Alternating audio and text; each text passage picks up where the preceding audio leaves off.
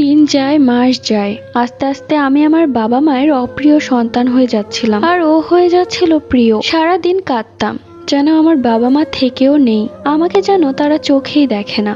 সারাক্ষণ শুধু মা তুলি মা তুলি।